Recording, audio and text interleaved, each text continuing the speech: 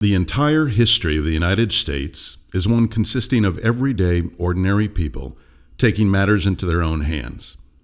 Today we would call what happened in the farmlands of Boone County in the 1930s a bottom-up grassroots movement, and indeed it was. As late as 1935, nearly all the rural inhabitants of Boone County were without electricity. The city of Columbia was entirely electrified, but not the families who were literally feeding the region. Farmers rose each morning in darkness to feed their cattle and milk their cows to the flickering light of a kerosene lantern. Women were cooking, cleaning, and child-rearing without electricity. No electricity also meant no indoor plumbing and no running water.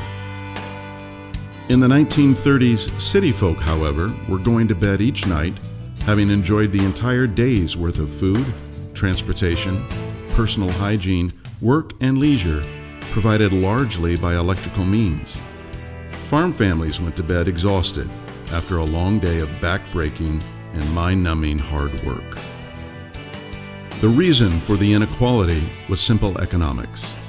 The cost of running out power lines from the towns to the rural areas by investor-owned utilities was too great and not profitable with so few customers per mile. But change was coming. If the lives of farmers weren't tough enough already, the Depression and the drought years that coincided absolutely hammered rural families in Boone County. When President Roosevelt signed Executive Order 7037 to establish the Rural Electrification Administration, the REA, he provided farmers all over the nation with a fair and workable way to electrify a farm. In proposed legislation, the REA would provide money for low-interest loans to rural cooperatives. In return, farmers promised to pay a $5 membership fee and agree to use and pay for at least 100 kilowatts of power for $3.50 each month. But initially, the REA was just an agency without a legislative mandate. Waiting for Congress to give the REA the green light didn't stop a married couple in Boone County, nor a University of Missouri extension agent from getting started. Together, they wrote the REA in Washington to ask that Boone County be granted the opportunity to constitute one of the nation's first electric cooperatives. But many farmers saw risks and had trouble even coming up with a $5 membership. At the time, $5 would buy new shoes for 4 children. Still others were just stubborn enough to want to wait to see how it would work.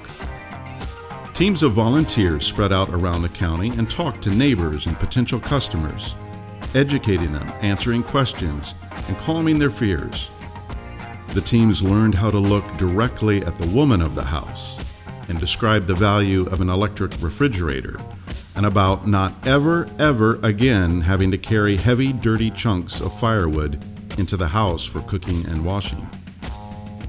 In February of 1936, a meeting was called to form the new cooperative. It was held in the upstairs circuit courtroom of the Boone County Courthouse, and there wasn't enough room for the overflow crowd. The organizers had obtained 478 user requests and made their first loan request of the REA for $116,000. That evening, the city of Columbia agreed to provide the power at a wholesale price with a handshake deal. On May 21, 1936, Congress passed and Roosevelt signed the Rural Electrification Act. Construction could start. The first office space was in the 2 rooms over the Temple Stevens grocery store on North 8th Street. The first wiremen wired homes for about $50 and gave families a free Westinghouse washing machine. Within a few years, most new customers had purchased an electric iron, a stove, a radio, a refrigerator, and indoor plumbing. To celebrate new indoor plumbing, some families held parties that centered on either lighting their outhouses on fire or blowing them up. Radio had finally come to rural Boone County, and that meant more than just entertainment. It meant weather and market reports. Prior to electricity, 100 acres was perhaps all a family could manage to farm. But with electrical motors, grain processing and dairy milking were done in much less time, and operations became more profitable. It was also no small thing that churches and one-room schools were getting electricity for the first time.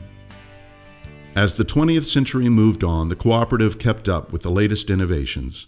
The association moved to its current location in 1952. Annual meetings grew larger and became a significant day each year on the family calendar. Huge strides were made in service and safety for the linemen. Hundreds of miles of new lines were constructed with thousands of new customers joining. By the mid-1950s, most farms in Boone County had electricity, and Boone Electric and other mid-Missouri cooperatives joined together to build a power plant and generate and transmit their own electricity. Operation Roundup was created, which allowed for the founding of the Boone Electric Community Trust. Since 1997, the trust has given $2.6 million back to community nonprofit agencies. For decades, and still now, Boone Electric Cooperative has been a part of the fabric of our lives.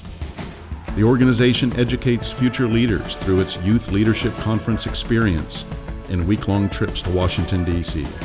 It supports local sporting events, theater performances, the annual Town and Country Dinner, the Columbia Chamber of Commerce Agricultural Recognition Dinner, and the Boone County 4-H and FFA Livestock Auction and Ham Breakfast. Company linemen volunteer to help electrify rural areas of Bolivia, South America, and Liberia, Africa. And through all these efforts, the cooperative holds strong to their 7 cooperative principles. Today, Boone Electric serves 25,000 customers over 3,000 miles of line. Boone Electric Cooperative has been a shining example of a membership-owned business success and an organization that has been committed to bettering the lives of all of the citizens in the community since its founding 82 years ago. Ladies and gentlemen, please welcome into the Boone County Hall of Fame, the Boone Electric Cooperative.